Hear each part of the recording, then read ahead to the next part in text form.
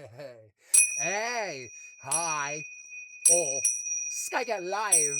It is 11:24 p.m. on a Monday at 8:24:26. That is in August 24th, 26. It is 70 degrees in my house. Goo, it warmed up quick.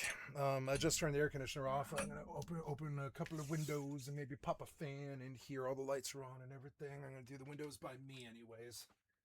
And then, oh, and then hi, guys. How are you? What's up? It's Skycat Live. It has been 5 weeks since I've been on YouTube, as you can see from my channel right here. Well, not well. Yeah, I guess I could drop it off the big face for a moment here. Well, I guess I didn't need to deactivate, did I? Hold on, just a second. There we go. So if we look back here, I caught an active copyright strike back there, way back there, like I forget what day, June 8th. Yeah, something, I don't know, like a while. And so until today, I had two copyright strikes. I was living in existential fear. I was having trouble sleeping because I was like, what if they delete 4,000 4-hour videos? I mean, it's 16,000 hours of my life. I mean, it's not some joke to me. It's a joke to everybody else in humanity, but it's not a joke to me at all. It's 16,000 hours of my life. If they did it, there's a very famous lady who they banned off YouTube. I don't like this story. Nobody likes this story, but it is the truth. They said she was being a terrorist when she was just doing Islamic prayers. So she stalked through the YouTube offices with a shotgun and shot 7 of them. And now I don't condone that sort of terrible violence, but that is the truth. That did happen. And it's an example of what getting canceled and demonetized can actually do to a creator's psyche and such. And so, yeah, coming up there around June or July, I realized that if I caught the last DMCA beef was because I played Nine Inch Nails by mistake, which was so fucking stupid. And that was like a year and a half ago. That one dropped off, but I have one. I had a copyright strike from an ESO creator, and then I forget the one that just fell off. What was that for? I can't. Oh right, I watched Cairo. There's two good channels in Seattle. It's like King Five or something. I forget the names of them. They're like Cairo and something or another. Fucking Cairo. I watched a video about the homeless epidemic in Seattle, and Cairo fucking copyright struck me for doing that. What the fuck does a newscaster program? I mean, they are DMCA and they do sell a product, so it's their business to strike me, I guess. But what the fuck does a fucking, like, why are you, okay, why would Cairo put television, like, news on YouTube and not allow me to rewatch it? It was so dumb. But I guess I republished their stuff. That was a no-no. All the lawyers, they don't like that. It's like stealing their property. So I get it, I guess. But yeah, my mother, for that last strike was like in fucking, I don't know, September or something. Not September, June, I think it was, from Cairo. Fucking Cairo. Which is so dumb. So finally today, my strike wears off. Ooh, cool! I don't even have to deactivate the big filter anymore. I can just go small, big, small, big, small, big. For 5 years, it wouldn't do that. Small, big, small, big, small, big. I'm gonna get you dizzy. So, sorry, I just like how fucking much better that is. So, going back to big to talk about stuff. So it has been 5 weeks since I've recorded. I laid down the audio. I'm sorry, the music for a new song called "Delulu Dollars" that's coming out in the next. Oh, hello. Bleach. If we do it, it would be in the closet. I don't think we do. Yeah, sorry. Yeah, there. I don't have any bleach. I'm sorry. That sucks. I am in the process of publishing my next song, which is called "Delulu Dollars," and I got the music and the lyrics written. All I have to do is record. That means waiting for a mood. So when the mood strikes, it'll probably be when something bad happens, like another an attack on some foreign country, or another threat to our democracy, or more suppression of the people around me, or more more problems and stuff, I'm sure I'll find the mood for Delulu Dollars, which is a song that's going to be about how crazy the fucking politicians and the fucking 1% are about dollars and what they'll do to get it, what they'll do to my friends and my family. It's just insane. So, anyways, stay tuned in the next couple of weeks for the next song on eight emotions at once. I'm 9 songs in. This will be 10 songs. I'm going to get to 16. It'll be a YouTube release, and 16, I think. Yeah, 16. So I'm like 2/3 of the way through now, which is good. We're getting there. A YouTube album that'll never ever make a penny, and if I do, I'll donate the money to well, not donate, but I will use the money to form some sort of lobby to protect gamers. But it'll never be that much money. It's a free YouTube album. Why would anybody pay for it? It's free. Just like all the other work I do. Anyways, yeah, so that's all the stuff that's been happening for the 5 weeks that I've been off YouTube. I'm going to change the title on the last video that I left in my list. As you can see, the last video I said, taking a YouTube vacation for 28 days, back Monday, August 24th, 2026. That's today. We're going to change the title of that video. And I have new titles for my videos now. Shut up, you. Shush. So, is that enough for YouTube? I don't know. It's Skycatlive, Nonstop Gaming. Got to change the title. Edit video. Oh, I'm going to drop it off the big face now. Sorry about that. Okay, so going up under a new thing. It's 13 characters too long. I don't want to put the games on it. I'm gonna leave Nonstop. I'm gonna say PC gaming just so people know. Nonstop retro PC gaming, I think is what I'm going to say. Retro PC gaming. Let's fire up the games. We have EVE Online. We have no, I didn't time out. I'm on Final Fantasy 11, EVE Online, Starfield Modded Hardcore. We're going to kill our load order. Go into options, delete all creations. I learned that you must do the load order first. You can't just assume that Bethesda did it for you, especially not on GeForce Now. So, load order archive. We're going to restore load order from Bethesda.net. This will take about 10 minutes to fire up all the mods and everything.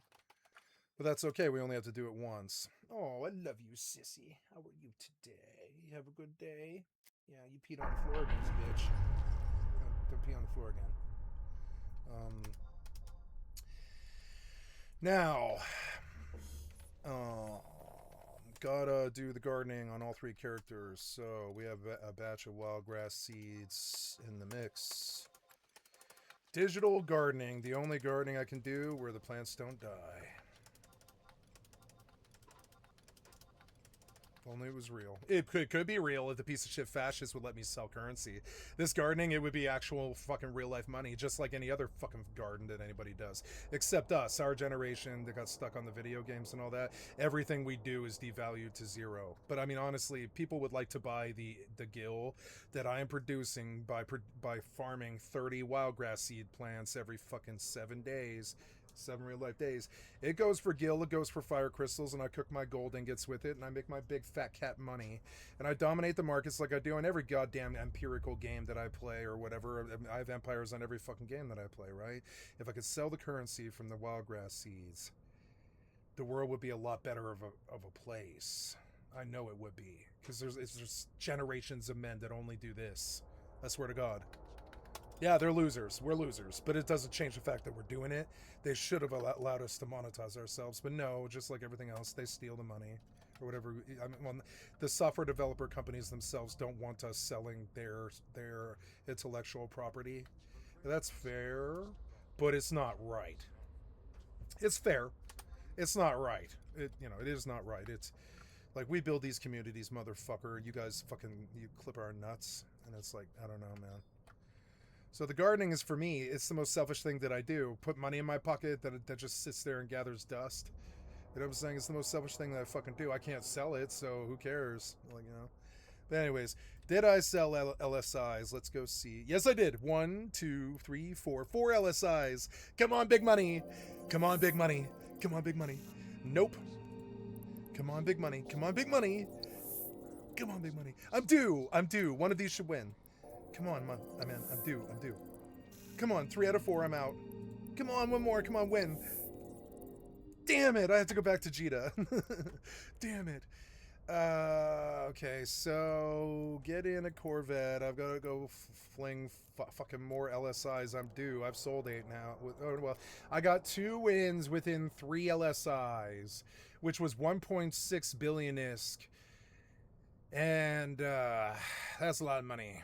And so I'm not due, actually. I'm not really, truly, statistically due. I've been 1 out of 8 chances since then.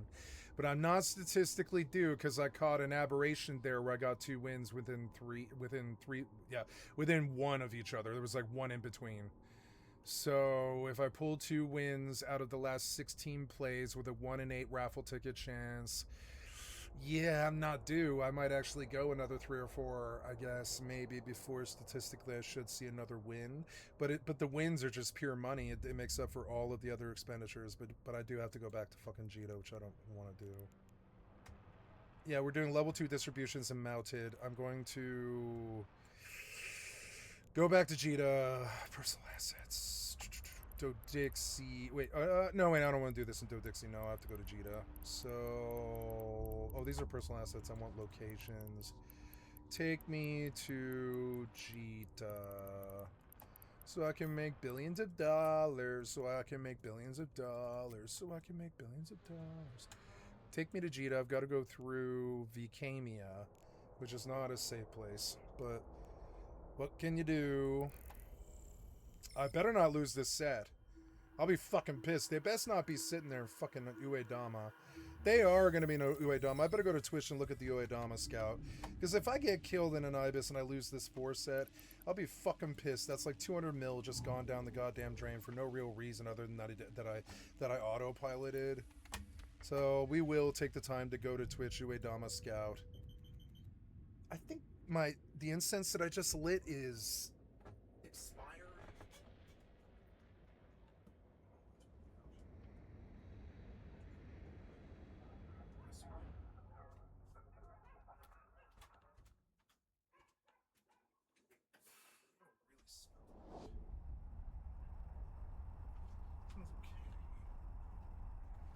Okay, so I'm back. I am recording. Yep. And we are going to Jita. I made a lot of LSI sales. Currently, I'm sitting at 11.1 billion ISK. I will buy out again down to 5 billion. We will buy a set of 8s, and I will try to win one of the 8, and I will pocket my billion ISK, pay for hypercores, and step with like 450 mil for nothing but clicks. No work, no risk, no stress, nothing. Honestly, gambling's fun to me on the Hypernet. I like the Hypernaut.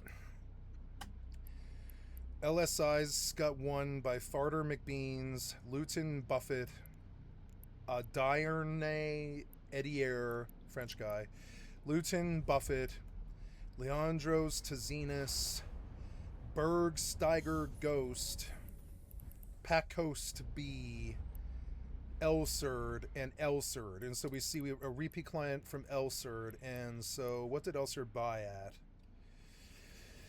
That'd be 880. Elserd bought 2 at 880, and that was on the 23rd. That would have been yesterday. Elserd bought 2 at 880, and I am now one of the biggest whales in Eve, which is just so fucking weird. I'm selling the crack to the big boys.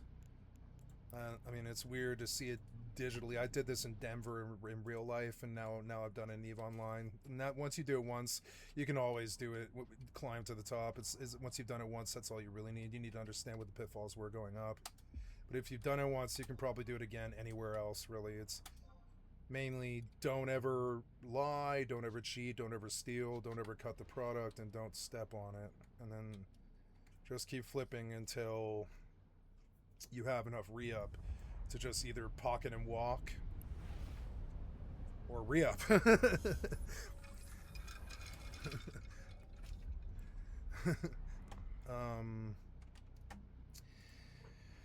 Loading Starfield, but the mods are still downloading. We're going to garden on the next alt. We have water crystals and bag of wild grass seeds sitting in the flower pots, so we're going to leave out and go to the next character. My client black screened. Exit.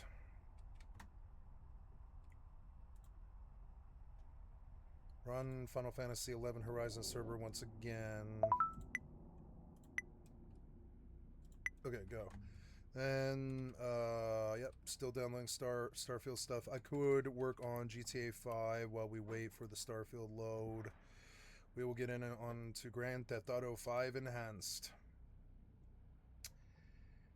Fire it up. There we go. And then get me in on my other alt.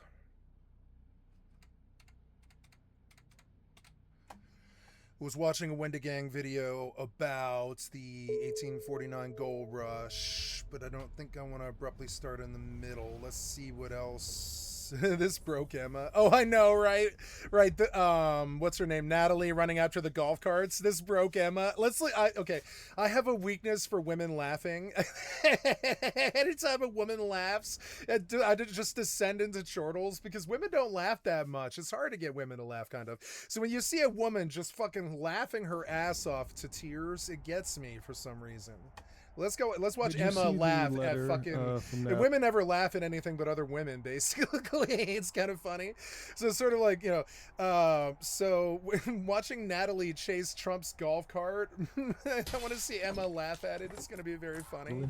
To President Trump. I did not see the letter from Natalie. Oh no, you didn't see the letter. President Trump. Daily Beast has the letter here. Oh, beautiful. Dear Mr. President, I'm sorry. I thought I was the only one left behind last night and had no idea Margot's Dear Mr. President, I'm sorry. I thought I was the only one left behind last night, and I had no idea Margot's car was also pulled over and sent back to the airport. Since I was alone in the van outside customs without my passport, I panicked, and I should have just called Secret Service instead of you. I also am sorry if I was an embarrassment walking the course in Scotland. She chased his golf cart. He forced her to run. He had like 22 golf carts for all of his fucking effed ass trader friends, you know. He forced Natalie, his little, like, you know, she's the lady who writes all his tweets. That stuff like, we're going to turn Iran into a destroyed civilization, stuff like that. So yeah, and so he hired 22 golf carts, but he needed 23. Natalie needed a golf cart, so he just forced her to run the whatever it was, the 2.6 miles to the fucking to the presidential entourage to leave the golf course or whatever. So they got this hilarious photo of her just running along with the golf carts, because that's how much of a fucking sycophant she actually is. Also, I'm sorry if I embarrassed you walking the course in Scotland, which she did. She chased the golf carts, but that was his idea. What was she going to do? If you're the press secretary and the president leaves you in the middle of a golf course and a presidential golf cart procession leaves you, what do? Do you run along and keep your job? Do you take the embarrassing picture of you chasing his golf cart? Or do you just quit the job right there? No, you don't quit the job right there. You chase the golf cart and embarrass everybody involved. Then you write a 3-page apology letter that gets leaked to the press, which is how I'm reading it. I'm also sorry if I was an embarrassment walking the course in Scotland. You really did embarrass America. I'm sorry, but you did. The first day I was told that there were no carts and people walked, which is why I walked. No, you were the only one without a golf cart. You can't tell that he's dissing you. You're like the girl in high school who doesn't understand that the mean girls have cast her out of the circle yet. And so he made you chase the golf carts because that's how much of a sycophant you are. And he forced you to self-examine. But he also forced all of us to examine it too. And watching her chase the golf cart is one of the most embarrassing things I've ever seen American leadership do. I'm sorry. It just is. car was also pulled The over. first day I was told there were no carts. No carts for the president's press secretary? Is there really not a golf cart for the fucking press secretary? Yeah, of the United States. That is an accredited leadership position. There's not a golf cart for the press secretary, is there? Or do we just have a jackass president? I don't know. Which one is it? Is it jackass president who made her run so we could all have a laugh? Or is it that she didn't have a golf cart? I think it's more like he embarrassed you. I'm sorry. I know the mean girls don't like you anymore. Anyways, the second day I was specifically asked by, I forget who his name was, but one of the main people who worked there if I could continue walking and tell any other girls who would head out there to do the same, to spare the course any more carts. Yeah, you should make all the press secretaries run across a golf course. Well, she did. She did. If there's anything else I have done to cause you trouble, like this letter that got leaked to the press, please forgive me. I know that some people have said I haven't been texting them back, but I did leak this letter. And there have been some international cell issues. John was having technical issues on the plane too, so he asked me to help him out.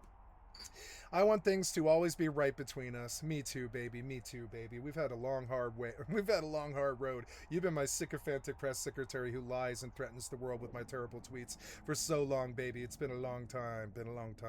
I want things to always be right between us. I also know I've been distracted all week, forgetting to eat throughout the days and even forgetting to sleep and only catching a couple hours at a time. I haven't been myself, dwelling on the past and the pain of losing my dad, and I started letting the remarks of people who haven't bothered me before get to me. Not because I care what other people think, but because I see myself being lowered in your eyes and your good opinion, Mr. Trump. That is the fear you see, because I never want to bring you anything but joy. I'm sorry I lost my focus. You are all that matters to me. I don't want to ever let you down. Thank you for being my guardian with a capital G. Thank you for being my guardian and protector with a capital P in this life with a capital L. That's what I wanted to use this card for. When you saw me at the cash register, for some reason she capitalized cash register as some location, I guess. And once again, did what you didn't have to do and gifted me with mementos of this trip of a lifetime, all in caps, by the way. A coming of age. I will return a better person. I have to sign off now as the cars are leaving me, and I'm going to chase the golf carts. This is our press secretary. Is it the press secretary? What is Natalie's position? I'm not actually clear. Let's go ask Jemmy.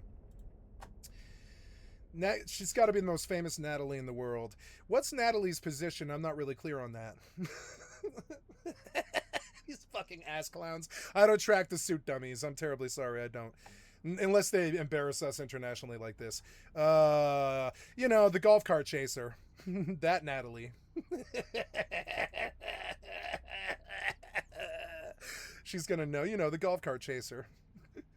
That Natalie. I don't like making fun of women. It seems sexist. I think it's okay to make fun of Trumpers.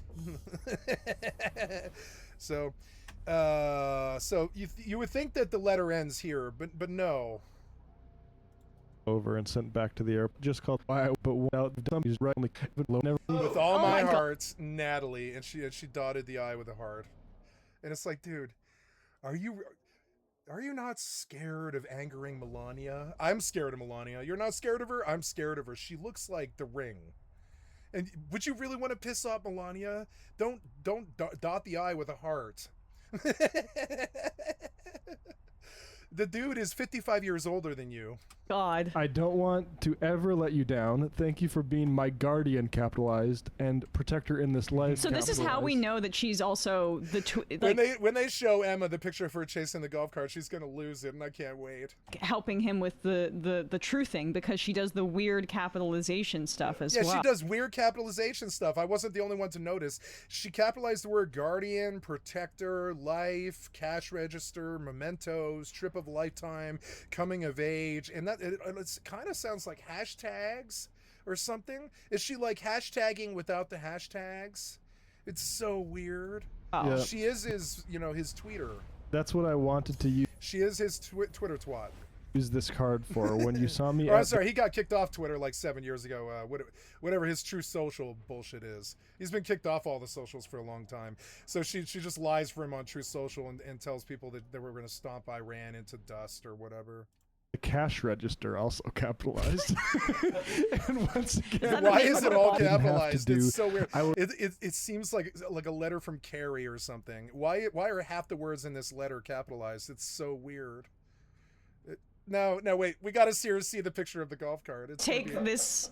This is gonna be apart. pure comic Okay. gold. I'm not reading all that shit. Yeah. I'm not reading all that First shit. of all, Why did you write Trump a letter? You know he can't read. That's first of all. not the First- They're all laughing at it. They're gonna say the same thing. They're like, first of all, why did you write him a letter? He can't read. not the brightest bulb. Not the brightest bulb. And yeah, right. Like, thanks so much. Natalie, it's not you, it's me. Okay? Right. How can I read this when you're the one that is always reading at the directly? Is that Show the golf cart. Thank you for being my guardian and protector in this. You coming?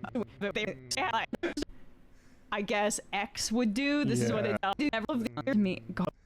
Oh my God. I, So okay, here's page 2 of this MASH note that Natalie wrote Donald Trump, even though he's married and a rapist and can't read.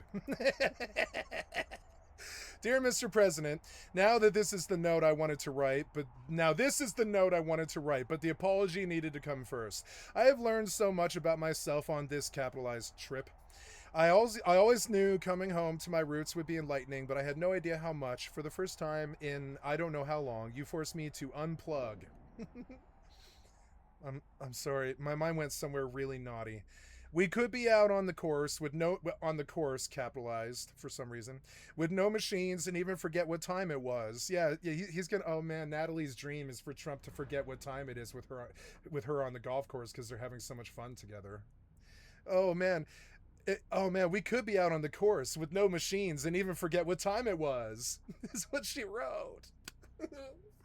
I didn't have to be the human printer, which is, her writing death threats to Iran on Truth Social. I could take time to enjoy good conversation and still get all my work done at the end of the day. In fact, this goes on.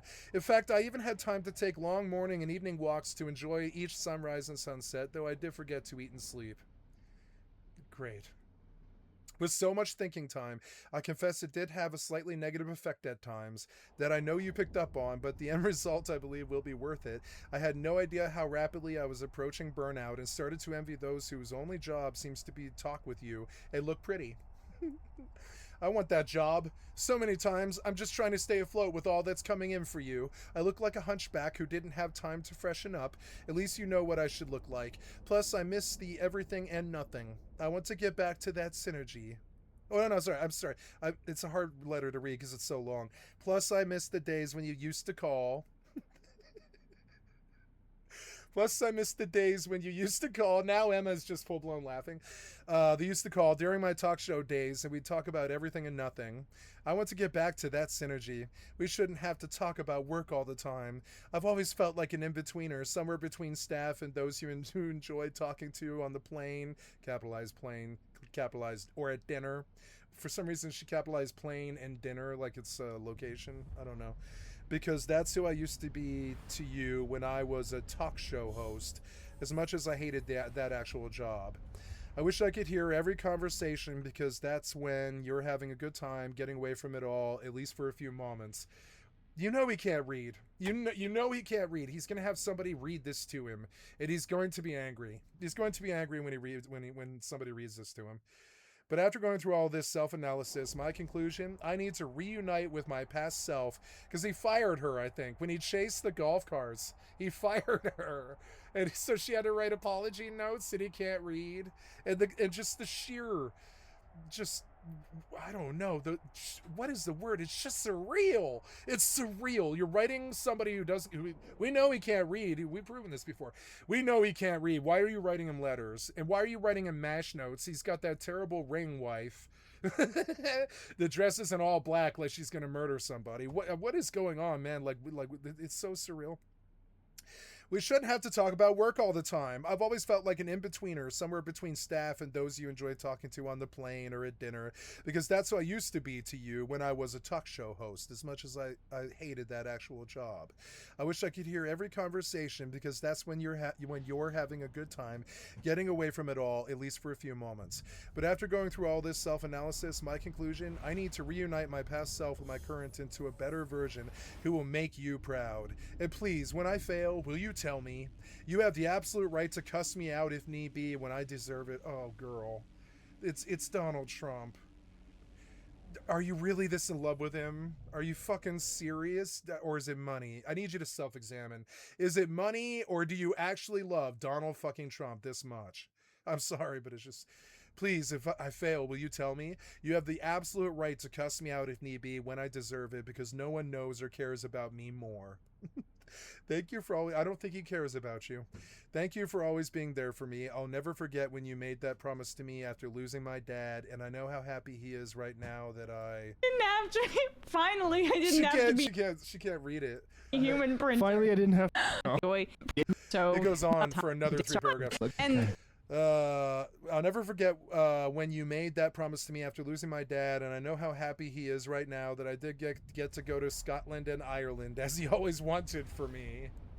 To modify a classic, I could not have parted with you to anyone less worthy, and I will add, it is I who is unworthy. Always, Natalie, with the little heart. she must have been thrilled when he just started firing women What's en that sound? masse, right? No! She wants to be Autopilot the last disabled. one standing. Wonder if she's referring to Laura Loomer, but not the looking pretty part. Yeah, that gotta crosses her off the list. Maybe that's what happened to Laura Loomer's face. Maybe she smashed it off a steering wheel like 25 times. Right.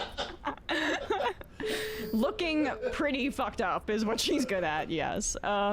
Sorry. No, but don't pop my clone. She might be an Yes! Israeli asset. I got out. I lost the ship, but I didn't lose the clone. I was like, I'm gonna be so pissed if I lose 250 million for being too lazy and autopiloting. But I got out. Oh, it was like 3 people. So annoying. Yeah, you got my ibis, but you didn't get me, bitch. You're not gonna get me. You're not gonna get me. You're not gonna get me. You're not gonna get me. You're not gonna get me. You're not gonna get me. You're not gonna get me. You're not gonna get me. Don't pop my clone. Don't pop my clone. Don't pop my clone. Don't pop my clone. Yes, I got out. I made it. Yes. Fucking pirates. I've got to go duck up and get a new ibis. Fucking pirates. Butt pirates. As far as the eye can see. Okay, so... Don't pop my clone. Don't pop my clone. Don't pop my clone. Don't pop my clone. Okay, we're finally done with the Starfield load. Then is a total psycho. Anyway, with so much thinking time, I confess it did have a slightly negative effect at times. I know you picked up on it. Okay, wait, I'm back. So many times I'm just trying to stay afloat. Okay, so here's... Oh my god, you can tell from far away that she's smiling. She's She smiling while runs. she runs the entire golf course chasing Trump's golf carts. Oh, look at that smile. Yep. Sycophancy. It's a disease that runs in your blood, apparently. Unbelievable. It's like Smile 3. Listening to women laugh, I could do it all day. It's so funny when women actually find something funny. Do you guys remember I can't play it because it's DMCA now because I'm on YouTube, but in Big Lebowski, there's this hilarious scene where he comes in and he meets Maud for the first time, and she's flying across the fucking the roof on a suspended like crane or something like that, so she can fling paint at a. She's butt naked and she's flinging paint at a painting, and this is the first thing he sees when he meets her, and then she gets in a bathrobe and she's like introducing herself to him in the living room, and there's a gay man in there on the phone. And they call Marcia or somebody like that in France or something, and the gay man starts talking to the person in France, and then she picks the phone up from him, and then who is this? Juliana Margulies or somebody? Who is this? It's who's the lady in Big Lebowski? It's That would be, yes, Maud Lebowski is played by Julianne Moore, one of the greatest actresses of all goddamn time. That's motherfucking, that's Mickey Mallory, isn't it? Didn't she play Mallory? Did Julianne Moore play Mallory? I can't remember. Isn't that Mallory? No, that, so who was I always get Julianne Moore mixed up with, who was this one called? It's, it's, what's his name? Oliver Stone, and it's called, Natural Born Killers, right? Good soundtrack. Yes, that would have been, yes, Juliette Lewis. I always get Juliette Lewis mixed up with Julianne Moore, but Julianne Moore is a much better actress, sadly. But yes, and so Julianne Moore picks up the phone and somebody says something funny to her, and then she just starts devolving into laughter. She's like, and after a while, you're just sitting there laughing at Julianne Moore laugh for like 45 seconds. They find something so funny, and that's what ever since then, when women laugh, I something about it just it like breaks me up. It just makes me laugh for some reason. I don't know why. When look, she's actually crying. Because the golf cart is funny. Trump's like, what do you think, 5-iron or 6-iron? Oh, she's crying. Oh my god, that's real tears coming out of my eyes. It's real tears coming out of your eyes because you're not a sycophant like her. You're an actually wonderful woman, unlike this terrible sycophantic devil woman. I need a tissue. Oh my god. This Trumper. All right, go. Threatens Iran with nuclear obliteration. You can, I needed to see Emma laugh at that. I did. It was a highlight of my fucking day. Thank you. So, what else can we do here? Fallout 4, Supply Lines Explained, the failed actress who became a televangelist faith healer, the case of Catherine Crick, the Gen X burnout no one saw coming, a cyberpunk sandbox has me 100% hooked, Brigador Killers, there's a new Last Week Tonight with John Oliver, subscriptions. Yeah. Trump just went up with his own RX site, and the cost of the drugs are like a fifth of what everybody else charges. And so the Trump family is now Big Pharma, sadly. Oh, and his son also created a website called Grab-A-Gun, where they're selling guns to kids online without an ID. Grab-A-Gun.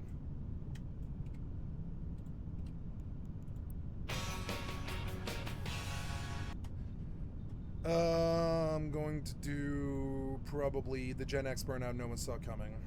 Gen X is damn tired. We've been working 30, 35, 40 years, and a lot of us have just about had it. We're still doing the job. I'm not Gen X, but a lot of my friends are. I'm the oldest year in the young millennials, motherfucker, young money Democrats, or whatever. And, but my friend Kyle, Gen X. His girlfriend, Gen X. Their kids, or not Gen X, but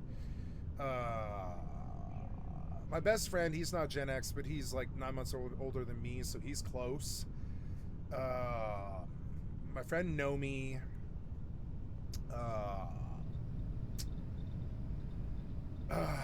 Who else do I know? My friend Mike, my old roommate Mike, he was Gen X.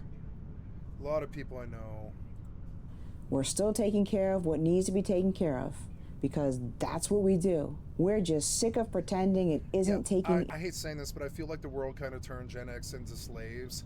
They're like the only generation still willing to like wrench on a ride or like do something really technical. Everybody else is just like, why have a computer do it? And so they're like, but they weren't given any more money than anybody else. They were the mechanic. They're still the mechanics, the pilots, all the technical jobs and stuff. That's Gen X doing that right now. And they don't get paid any more than any other generation did. But if they're the only generation still willing to do it, anything out of us. they should. All of their paychecks should have doubled. Because I don't know anybody my age willing to do any of that stuff. Do you? Friday gets here, and half the weekend is spent recovering from... One of the reasons I'm friends with Kyle is my friend Sen. He was like, I need a mechanic for my sport bike. And he was like, Isn't Josh's uncle a mechanic? And so we contacted him, and he was like, will you cut me a rate on fixing a Triumph motorcycle? And he was like, yes, I will. And that's how we ended up being best friends with Kyle for like 10 years. And having a master mechanic friend is actually really nice. Like when your car breaks down, you call him up, you say, hey, remember that time I helped you move? And he goes, yeah. And you go, will you help me with my brake pads? And he's like, oh yeah, bring it on down to the garage. We'll fix you up. And goddamn, I can't tell you how nice that is when you don't have to go shell out like $500 to some fucking mechanic or whatever. I was a taxi driver. I used him a lot. From the week we just survived. Then Monday rolls around, and we do it all over again. Because and they're the people. They look burnt out. They're fat. They've got white in their hair, and they look tired. But they're still doing their job because they weren't permitted to like fuck off like we were. That's what we've always done. We push through. We figure it out. You can push through a lot of crap in 30 years. And apparently, there's a bill for that. We're not lazy.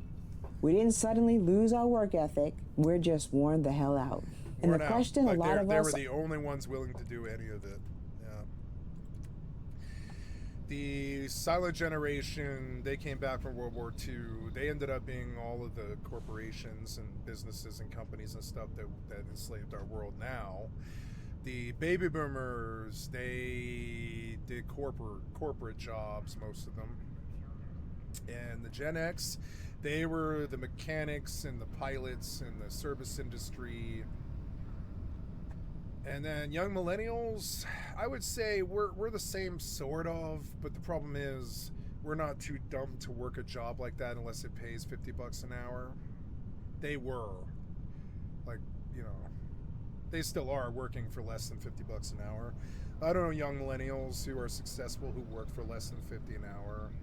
It sucks, but it's like sooner or later you have to reach this point in your life where you're like, I'm worth $50 an hour. Here's my resume if you don't agree, you know. I got there eventually as a taxi driver. And when I started quoting $50 an hour to people because I didn't want the business because I was a busy drug dealer who was successful, had a beautiful girlfriend and a good life, and I would just turn them down. I'd be like, I'm sorry, I can't give you a ride today. And if I did, it would have to be like $50 an hour because it's like, you know, I would have to prioritize you over other people that I've made commitments to. When I started doing that, I started getting $500 an hour, like from people like the cartel or drug dealers or strippers. And I learned that the more you the higher your self evaluation of your hourly time is, the more money you make. And it is about confidence and swagger and all that stuff that, you know, successful people talk about. If you think that you should work for $25 an hour, that's what you will make. After a while, I just went into business for myself, but like, you know, it was, you know, for a while there, I had to work for a taxi company or something like that. After a while, when I started self-valuing myself at $50 an hour, it became very easy to open up my own company and make a lot of money. But it took self-valuating myself higher before I got to that place. You have to believe that you're worth that. And when you tell them, I've never been pulled over, I've never fucking talked to the cops, I don't like pigs, I don't care, I don't speed, I don't break rules, not when there's customers in the car, etc. I'll be there 20 minutes early if you need, etc., etc. And that's why I make the big bucks, you know, and that's cliche for a reason. And then eventually I lost my car. Oh yeah, I told a news company my story, I guess, so now I leave this ship. Where do I go? I guess now money is a problem, so I guess I go do in full, kill the delinquent spacer ship orbiting Parima smugglers. Gonna kill some smugglers, apparently.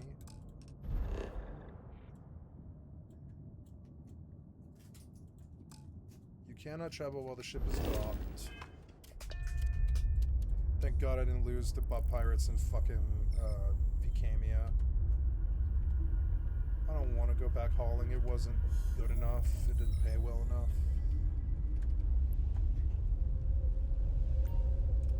are starting to ask is, why are we this tired? Yeah, she looks tired. All the Gen X I've ever met, they look fucking tired to me because they did clock that 50-hour fucking work cycle, 50-year work cycle. They work for 50 years. So every Gen X I've ever seen looks exhausted, like they need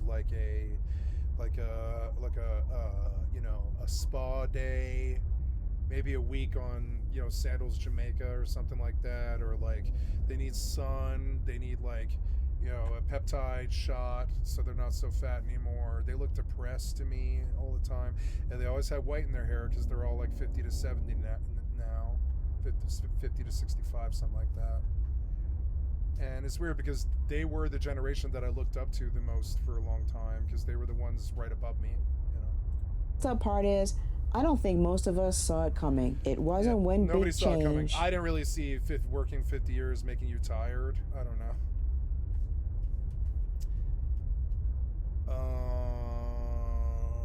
None of this stuff is good. You're not crazy. Everything is a joke now. There's something uniquely disquieting about watching the United States destroy the global goodwill it has cultivated since the end of the Second World War with memes. Okay, so why did we just destroy all the credibility we worked for since World War II? Why did we do that? We're like the world joke now.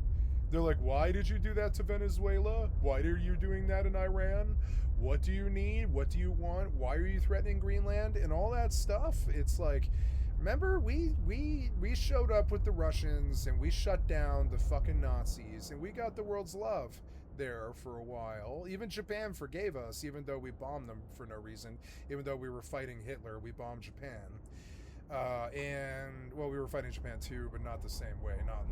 Not like we were fighting the Nazis, and the Japanese were Nazis at that time. They had the fucking swastika. So I don't know.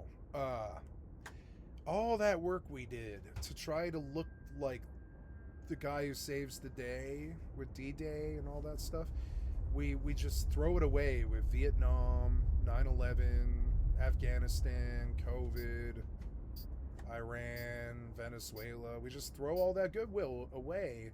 Like, don't you value what your grandfathers did? Lightheartedness is one thing, but when this comes from the president during a war, when this tweet exists, when this is what the Department of Health and oh my god, he's like, I have all the cards and they're Uno cards. Human Services posts amid a can't fully believe he preventable actually did that. explosive diarrhea outbreak.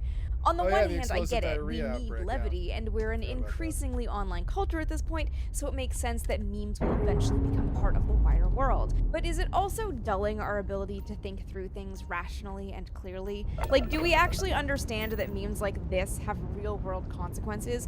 Or do they even, because it's so unserious, it has to be a joke, right? Why is unseriousness having such a moment? I'm a mid-century historian, currently finishing a new book about the deeply serious topic of nuclear testing, due out in the summer of 2027. So right now, I am steeped in memos, reports, newspapers, and speeches, all from the Eisenhower era. And then I see a headline like this, and all I can think is, what would Dwight Eisenhower, Supreme Commander... Doctors question evidence behind Pentagon plan for testosterone screening. of the European theater, orchestrator of D-Day, one of only 5 five-star generals in history, not a perfect president, but a pretty darn good one, say about the Department of Defense rebranding itself the Department of War and focusing, in the middle of a war of choice, on testosterone levels. As part of my research, I've been going through been watching a lot of Squid Tips battle the fucking shut-ass piece of shit SPD fucking pig fucker Seattle cops, and like I can't stop thinking about some of the stuff. Like, they have a war on trans down there. They've got like far right Nazi marches in the middle of the Writers' Square, places where like most of the gay community lives and works, and it's just like so weird. Can't get it off my mind. lot of magazines and newspapers trying to get a sense of the public opinion on nuclear testing, and I found a ton His of community canceled him. interesting little windows into the past. I can't imagine being canceled, being that far left. Like, how do you get canceled when you're that far left? It's insane. But his community did cancel him. They were like, "You're too aggressive," and it's like, I don't know, man. Like, if Jonathan Cho socked a trans person in front of me, I'm gonna do something. That showed just how not different things were 80 years ago. I found an op-ed from And a they journalist fucking written in canceled him for that. 1957 complaining that For like yelling at the cops. Like, come on. Who the fuck cares if somebody yells at the cops? I don't give a fuck about that. Eisenhower was spending too many days on the golf course to be an effective leader when there was a global conflict to deal with. There were plenty of opinions that he was too old and in too ill health for a second term. When the polio vaccine came out in 1955, parents sent letters to their local small-town newspapers in droves, panicking about whether the vaccine was safe. Joe McCarthy, the Republican senator from Wisconsin, gained national fame in the early 1950s. Yeah, I've been really resisting it, but, and I don't want to tell you guys this because I'm not happy or proud of it, but I'm fairly sure I'm going to do like a 3-week long deep dive into McCarthyism, because I think we're about to face it again. When the DSA, the Democrat Socialist Party, had their online Zoom call a couple months ago, my mom wanted me to pay attention to it, so I did. When I came in there, I asked them a question, and they thought I was some internet troll. They didn't take me seriously at all. But I was like, what assurances can you give me that if I attend this meeting, I don't end up on some fucking death note, you know, some McCarthyism, like, list, where they call me a socialist commie, and they blackball me and my disability. I was like, give me assurance that would happen to me. You know what their response was? Touch grass. And I was like, oh, so McCarthyism doesn't exist, huh? And I'm just paranoid, I guess. It would never happen. No, give me some assurance. So they said something that stuck with me. They were like, this is where you make your stand. If that happens, it's going to happen. At least you can say you made a stand before it happens. And I was like, I like that answer. I listened to you. I'm not going to vote for you. I needed a straight answer. But they don't have any assurance that Trump won't just kill everybody on.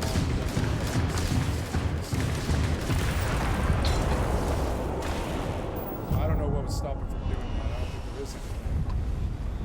The right will back his ass too. They always back McCarthyism.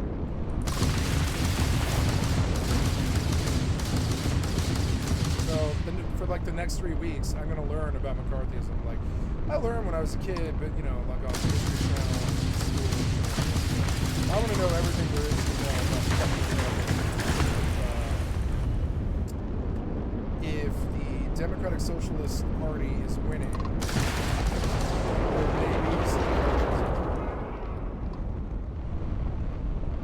I'm fairly sure McCarthy had kids, and they're like fascist fucking, you know, sit twats up in our government now too. I don't think McCarthyism really went away. I think the people that believed it are still there. Ooh, new schematic.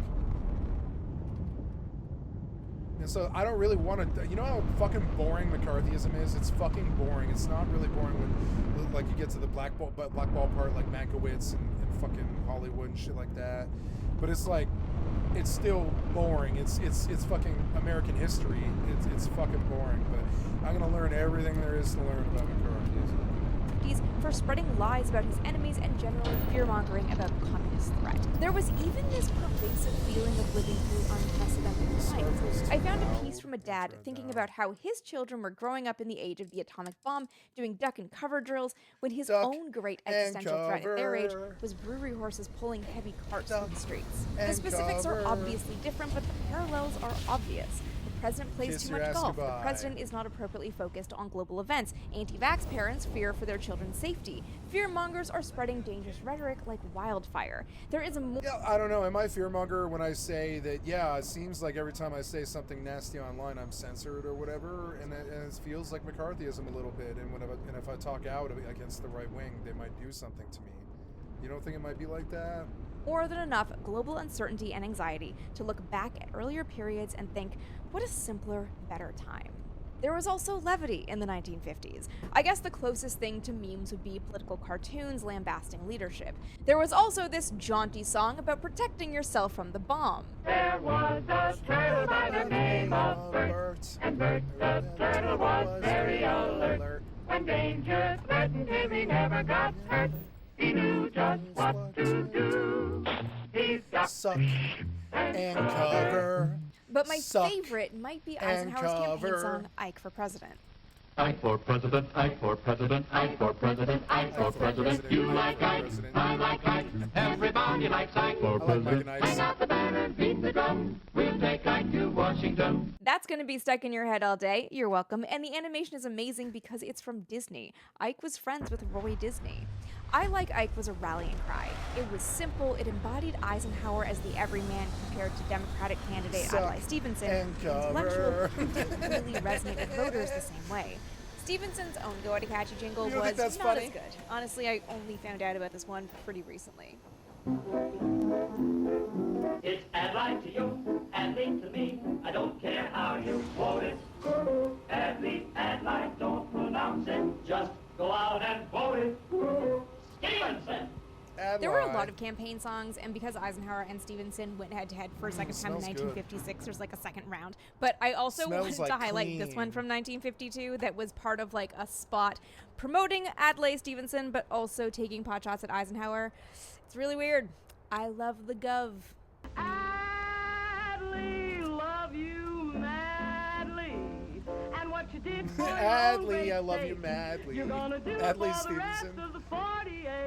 Stevenson didn't fully Adlai, I grasp the love you power of madly. something that people could latch It's onto. actually so good. Also, like how much America trusted Eisenhower to keep them out of an escalating arms race. To be clear, the song didn't cost Stevenson the election, but Eisenhower did win in a I'm landslide. sorry, you have bored me. I'm moving on. I'm aware of all this.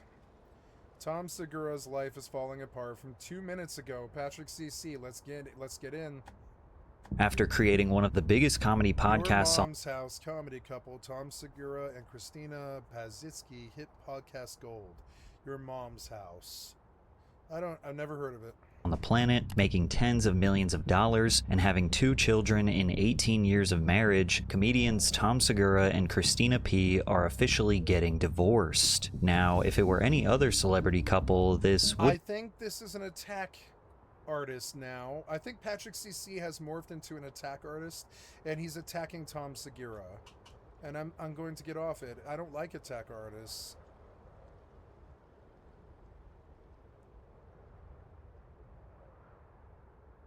The Incel to Ice Pipeline with F.D. Sanifer and Carolyn Kwan. Ooh, it's Matt Bernstein, but it's from 6 months ago.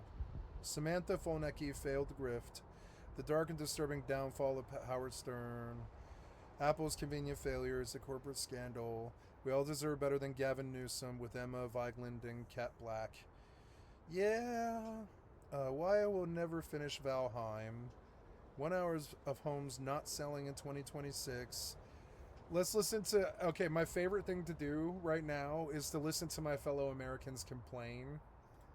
Let's go do that. So help me figure out why I can't get this house sold. This is day 107 of us trying to sell our home here in Florida. This house is... I don't know, 100 days, is that long when you're selling a house? Like, doesn't selling a house take, like, you know, usually like at least a year? Let's go ask the AI. How long on average does it take a middle-class American to sell their house? Is it like a year?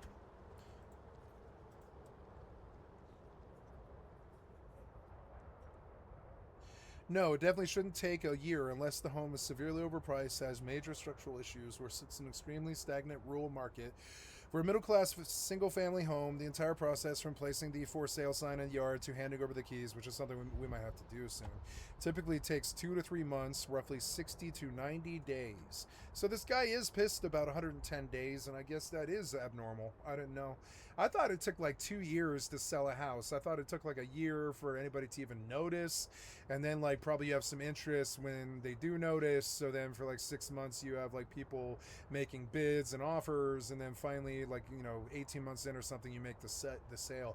I had no idea that it was like 30 to 50 days. So I guess selling a house is actually really quick. It's like quicker than I thought it was. Hey, you come see me? Come here, little kitty. I love you. Yeah, I love you. Yeah, you having a good time? We have a clean house. It is so good. Oh, cute little kitty. You can get yourself some lap. Pull up some lap. Yeah. Oh, I just like touching you, little kitty. Shall we put her on camera? She's so photogenic, you know? I can't really get her on this angle very well. Let's show her tail twitch. That's good enough. Ah, you little kitty. Oh, I love you as long as the day is long. Oh. I'm double fisting the pussy. Oh, yeah. She's so fuzzy I could die. She's so fuzzy. She's so fuzzy I could die. I think that's Despicable Me. The only reason I know it is it was all over Facebook for a while. It's price to sell. Yeah, well, it's... She's so fuzzy I could die. She's so fuzzy. She's so fuzzy. Oh, when I touch her, you're all fuzzy, kitty. Yeah, oh, let's rub her little head. I cut her nails like I promised I would do. You know, I promised to cut her nails 2 days ago. So I black socked her face. And I cut all her nails. She likes being black socked. It's been on the market for 2 months, so how about you She just take... submits, she's like, oh, it's time for nail cutting? Yeah, it's time for nail cutting. And when she can't see anything, she doesn't fight me. that off your listing? Okay, so today we're going to be taking a look at the housing market. She's all happy that I cut her nails. She's like, oh, my nails got too long. And she uses them on me when they get too long. She's like, my nails, shh. And she like sinks her claws into my leg. And she's like, my nails, shh, into my leg again, are too long. And then she goes, shh, and she like lays her claws into my bare leg.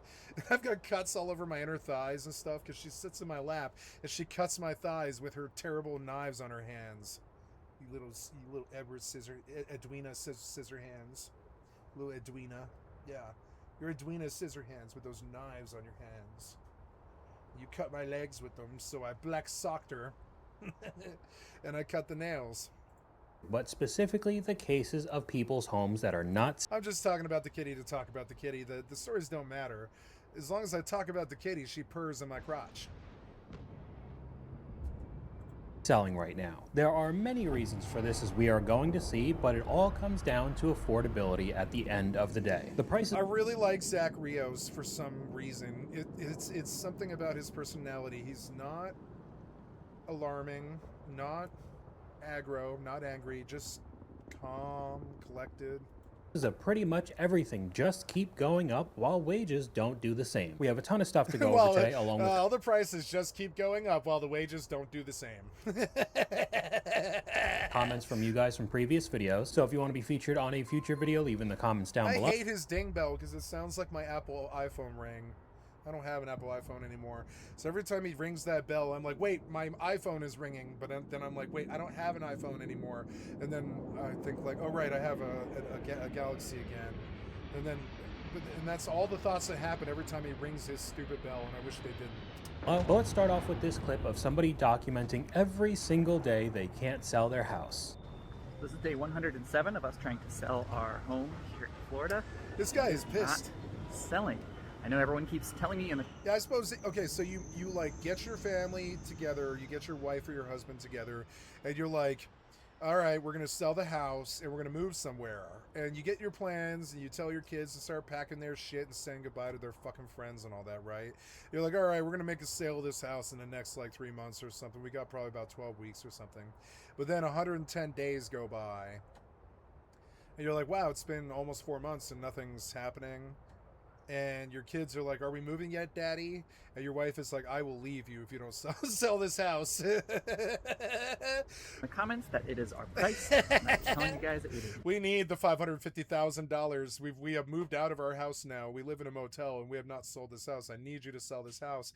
And he's like, honey, I can't make the real estate company sell the house company faster. You know? Not our price. And this is why I don't own. This is why I don't own things. I don't have prospects. I never really had any real jobs besides like the ones that I would quit, and and nothing has permanence in my life because I just think they're all gonna take it away. We've dropped our price 3 times now. Oh no, you dropped your price on your house 3 times. I'm not ever doing that. We are lower than everything else on the market. You're desperate.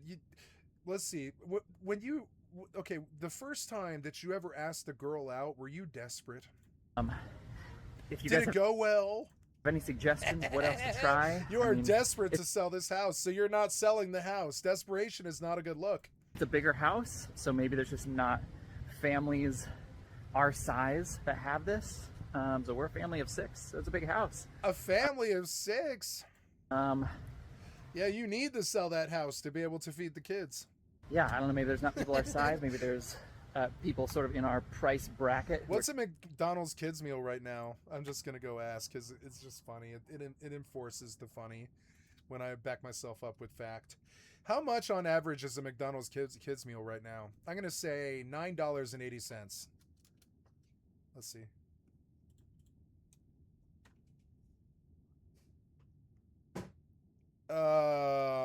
No, it is still $6.50. I guess they didn't really raise those, huh? Yeah, I imagine they probably can't really get away with raising the Happy Meal without the parents pretty much like burning them in effigy. I would say. So how much is a Big Mac meal? How much is a Big Mac meal then? Why am I under the impression that it's like $10 for a combo meal at the average, fast food place? Isn't that the case? So if you have 6 kids, that's a $60 visit just for the kids, not to mention you. So that's going to be, like $100 every time you go to McDonald's with 6 kids. That's why you've got to sell your house. You have no money. Yes, I did do the entire conversation, whatever. You're actually spot on about standard adult combo meals. That is exactly why the math gets confusing when comparing adult meals to kids meals. It's $11.50 for a fucking Whopper meal, but it's $5.50 for a kids meal, which is, but kids meal's smaller, to be fair. We're trying to move to our area. We're gonna. Nobody should be feeding their kids McDonald's in the first place, but it's just still, but the prices are indicative of higher problems. We're gonna try to get like a professional photographer to come in and kind of stage the house, get the drone, get the 3D imaging, all that stuff, to see if presentation will just get more eyeballs, and then more eyeballs will be more showings. More showings will hopefully eventually. No, just nobody has $550,000 right now for a house. Notice that we don't see what he's asking. He never mentions what he's asking. Is it $1 million? Equal a sale, but man, if you guys have any recommendations, put them My down. recommendation is, how much are you selling the house for? Is it $1 million? That's because nobody has $1 million. In the comments, man, I'm all ears. Okay, so before I say anything about it, we could go over to the comment what does section. Zach It's say? because you didn't price it right from the initial It's because you didn't price it right from the initial listing.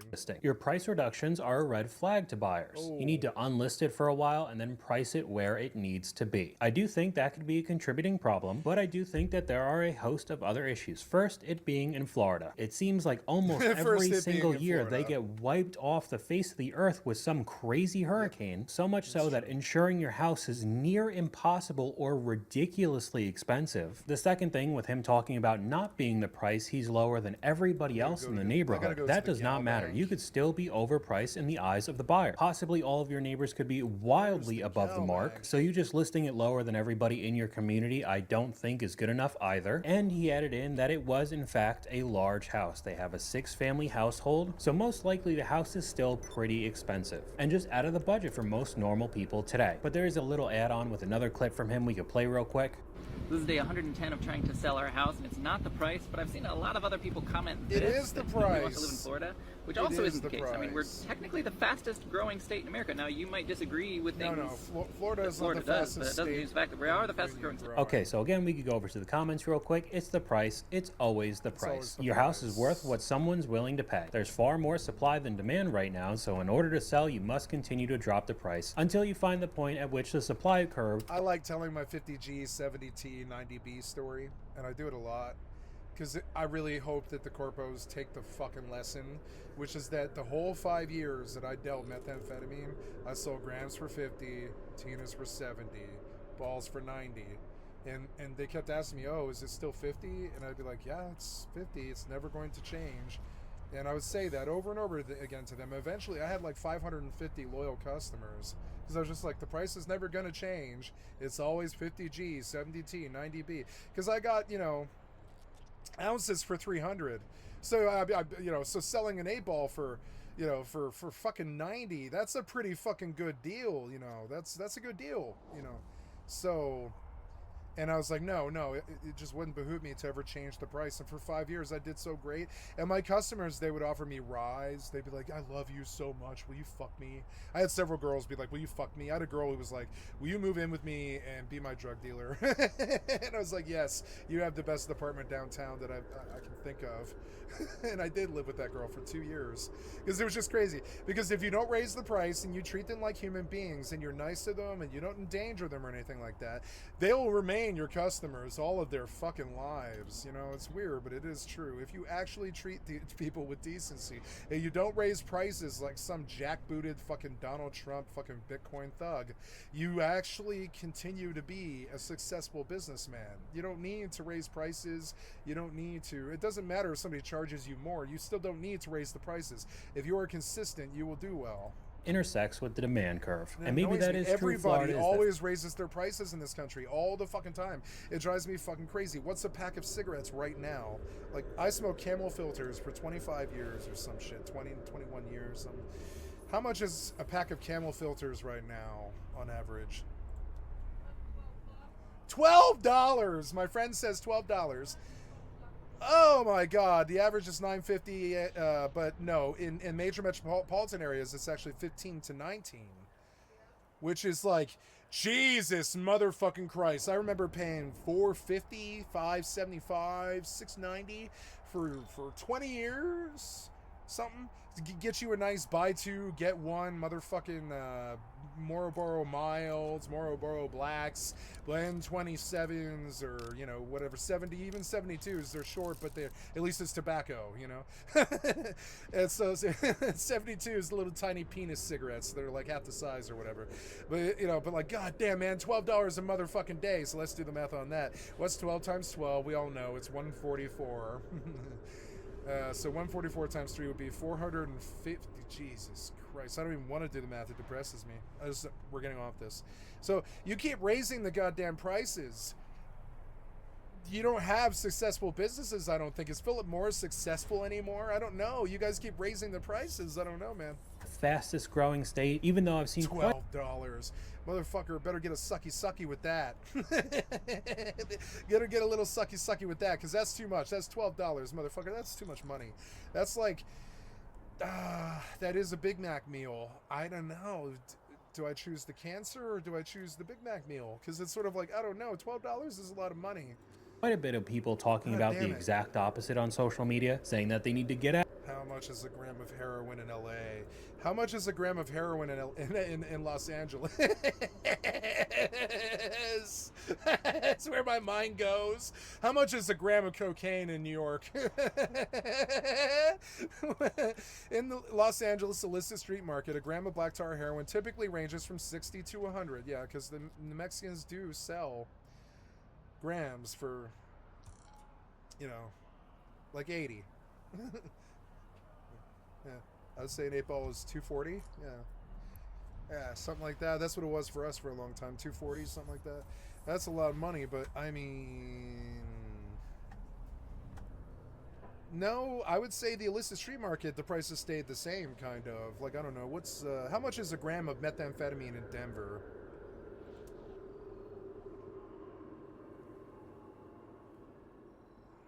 $50. I mean, yeah. So apparently, the dealers never did raise their prices. They do, but only when the demand's high, I guess, or whatever, or it's dry. But no, yeah, that's about right to me. A gram of meth should be $30 if you have an inside source or hook. But if you have that, you get very popular. If you can get a gram for 30, you might become famous. You know, I kind of did. Out of there because of all the storms and how expensive everything is. But we'll just ignore that and say that it is growing very quickly. That's $12. How many packs in a carton? It's 10, right? 10 times 12. So yeah, what's a carton of cigarettes? How much is a carton of Marlboro Reds in Los Angeles?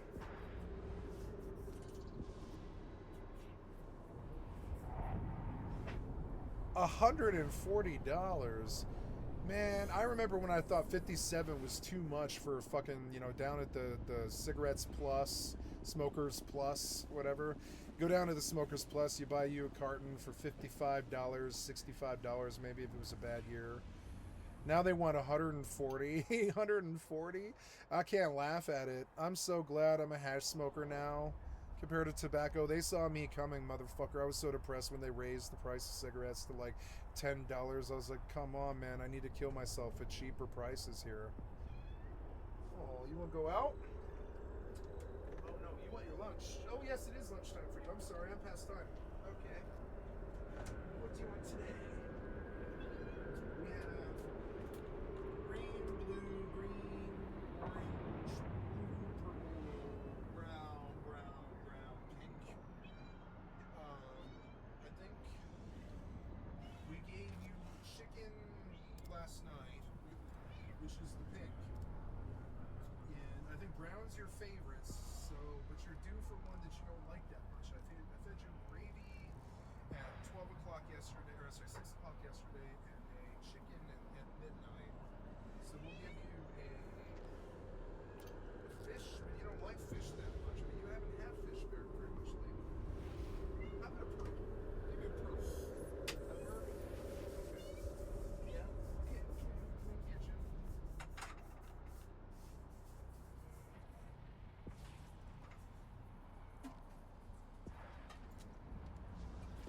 Little crusted fruit glass.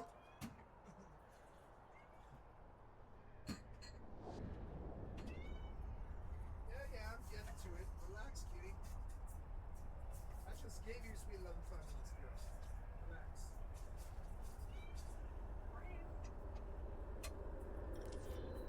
Lunchtime or sissy time, lunchtime or sissy time, lunchtime or sissy time. I need you to get excited about this, kitty. I want you to continue to really want this, kitty. Okay. That's right. Okay, we're gonna give you some shriek. Oh, you like that word, don't you? Oh, yes, you do. Oh, listen to that. Oh, yeah, you know that sound. Good shrieks, yeah. Good shriek on the side, yeah. Oh, are you happy, kitty? How happy are you, kitty? Really happy? Yeah. I'm happy too. Here you go. Enjoy. It's like,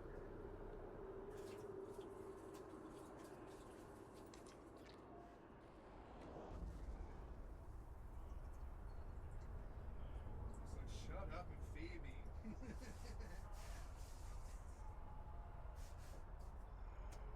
I'm sorry, kitty. I'm sorry I'm late.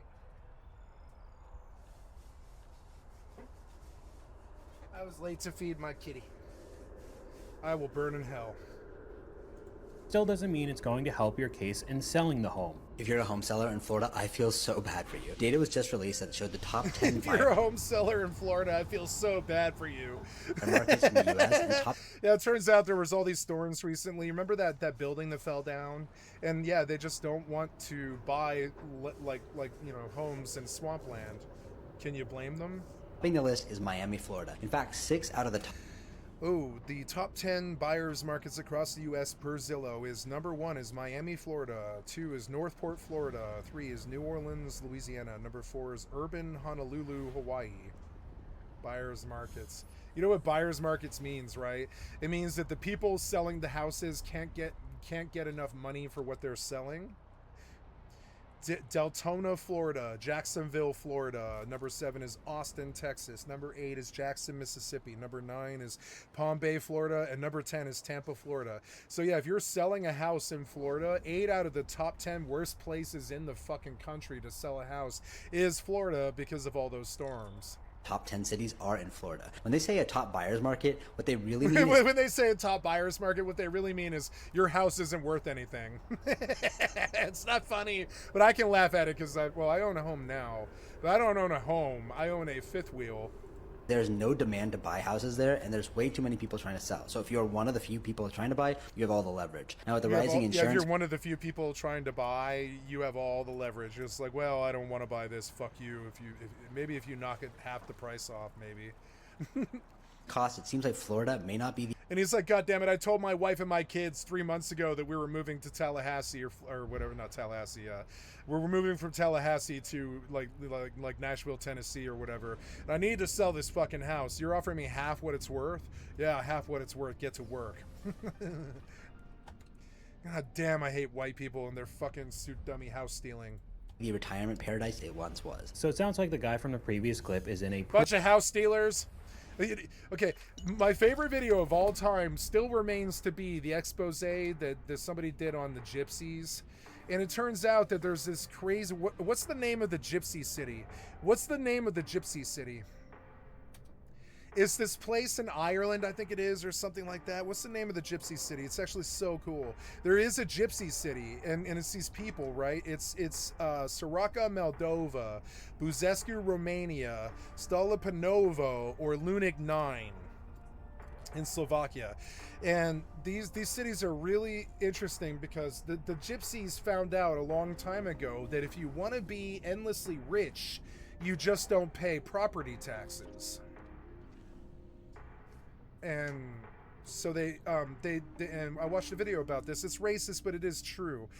Because the gypsies themselves were saying it. They're like, what we do is we build a home, and then we tell the city or town hall that we're working on the building code, and then they just never do anything. You know, they just keep adding on to the house. They say we're adding another renovation or something like that, and they don't ever pay taxes on anything. They don't pay taxes on land or possession or anything like that. And believe it or not, the most rich people in the world are gypsies because they don't pay taxes. They themselves ended up kind of letting us know. They're kind of insane. They're like, yes, it turns out that real happiness and real richness is not paying taxes. Now, I'm not saying you shouldn't pay taxes, because we do need kids. We have kids who need schools and roads that have potholes and stuff. Taxes are good, you know. They are good. They're not good for us to pay, but they're good. And so, but it turns out being rich isn't, I mean, it is sometimes like being a broligarch or you know, Jeff Bezos or Elon Musk or one of those. That sometimes is being rich when you're a huge conglomerate CEO, something like that. That does happen. But what's far more common is people not paying their taxes to the point where they're not poor anymore. And they have like 7 figures because they just didn't pay out taxes to the government. And so I took this lesson. Soroka, Moldova, widely referred to as the gypsy capital of the world, or Gypsy Hill, is famous for its sprawling, extravagant mansions built by wealthy Romani families, many modeled after global landmarks like the U.S. Capitol or St. Peter's Basilica. How did they build the most expensive city in the fucking world? It's more than Dubai. It's crazy. They just don't pay taxes in any of the countries that they live. And, you know, they build their own houses. The one thing they are known for is building. They'll build their own houses. I think gypsies are so cool. So much cooler than white people.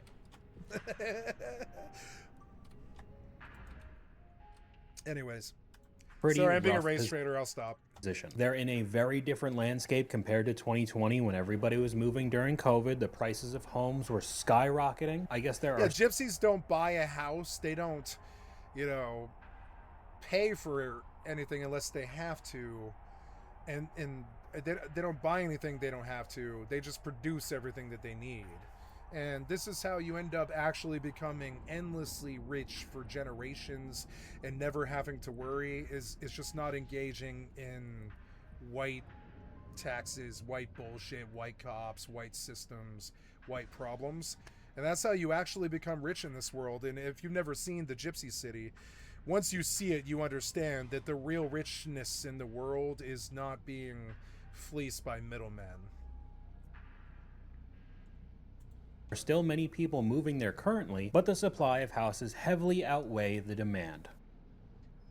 So this is day 100. So Philip Morris decides that, or well, more like the government decides that they raise the taxes on cigarettes. Philip Morris goes along with it, and they start charging $7.80 for a pack, and then $9.80, and then $11.80, and then $13.80, etc. How is that not being a middleman? That is being a middleman who just has your hand in the till. Is all the world chains and churches? You know, it's like, so yeah, so it turns out the most wealthy society is the one that we think is the poorest, which is gypsies. But they actually have all the world's riches because they never pay fucking taxes to some piece of shit tool-ass king or some piece of shit tool-ass child molester president or any of that stupid-ass shit. Like, you know, and so I have a great deal of respect for nomads.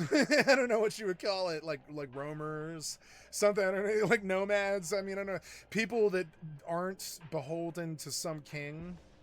Wolves have no kings. One of our house being on the market. It's been frustrating to say the least. So that's Robin Hobb from the Farseer trilogy. Every time that Fitzchivalry complains about his father, the king, or his brother, the king, or whatever, or any of the fucking nobles that treat him like shit all the time and use him like an assassin and all this stuff, his wolf, who is his bond animal, his wit animal and stuff, his wolf comes into his mind, and he just reminds him over and over again, he's like, wolves have no kings. You can take the no step on Sneck approach like the right-wing idiots and say don't tread on me, or you can be like, wolves don't have kings. It's true. Like most actual strong animals don't have kings and don't have middlemen or people that they're beholden to, or like taxes or anything like that. During the first month, we did get an offer, but it was over $100,000 below our asking price, and we kind of scoffed at it and turned them down, thinking we would wait because it was only, the first month.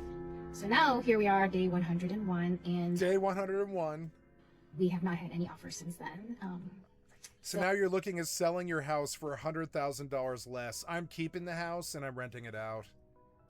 You know, we're kind of second guessing ourselves if we should have accepted that first offer. Should you accept that first offer that's $100,000 less, or should you just rent the house out? Because we have already packed up most of our home, so that we can move before our kids start. We have one starting junior high and one starting high school, so we kind of wanted to make the transition. But feels like it's a little bit too late since school just started. So yeah, trying to figure out what to do. Any advice? Thanks. So them eventually regretting the offer that was $100,000 less than what they wanted kind of tells you all you need to know. How much is a new car on average? Is it like 38 grand? It's gonna be funny, isn't it? I like making my little stabs at it from like 2004, back when things were sane. Is a new car 38 grand? And the AI laughs and says, no, you idiot, it's 72. No, it's 49,855. So yeah, that's about double what I was thinking. You know, it's not quite double, but it's like, you know, it's like 47% more or something. Yeah, $50,000 about. That's about what a new car has always been, kind of. It's like 50 grand, I would say. Well, maybe not like a Saturn, but any nice car has always been like about 50 grand or something. Some of the prices kind of fluctuate. You can do better in some markets than you can in others. Like your money still kind of goes far. But no, a compact car like a Civic or a Corolla is $28,000. I think those were like 12 grand when I was growing up. You know, I don't know, man. I was gonna say, I'll look into it. Overpriced is this listing? I bet they put it on the market thinking that they were going to get top dollar like everybody else a few years ago. Many people's home value doubled if you bought in 2018 or 2019 compared to 2020. I would wait 5 years and I would slap out a board on the front lawn that said $1 million, and I would just fucking wait. I'd wait 5 years if need be, 10 years. And I don't turn down offers, and I don't like accept any offers. I just don't communicate or anything like that, because if you do any of that, it affects your win chance. And you just wait till the real offer comes and you sell the house. That's what I would do with my current home. Take the $1 million and put my mom in a home. 2022 or 2023, and that's just not And only for 10 years too, which is fucked up.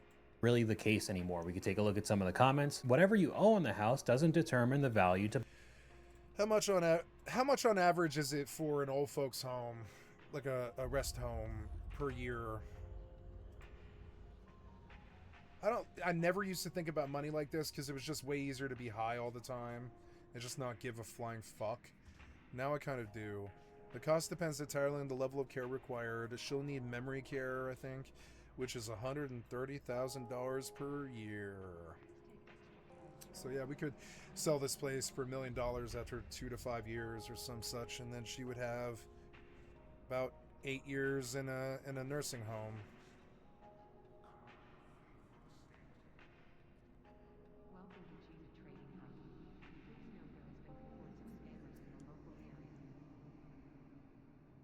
How many banks would I have to rob every year to survive the current cost of living? I can't say it. I can't laugh. It's 10 to 11 banks every year. It's about $40,000 to $45,000. You'd have to rob 10 to 11 banks every year to be able to survive the current cost of living. Because they don't hand you more than 10 grand anymore at the bank. They don't keep more than that. So yeah, you got to hit like 10 or 11 of them to hit 40 to 50 grand a year. I wanted to put it in bank robbery levels or whatever. Buyers, it sounds like you're overpriced. There you go. Even if you owe $500,000, it could still only be worth $400,000. The market is changing. What's the highest record bank robber of all time? Didn't he have like 510 or something like that?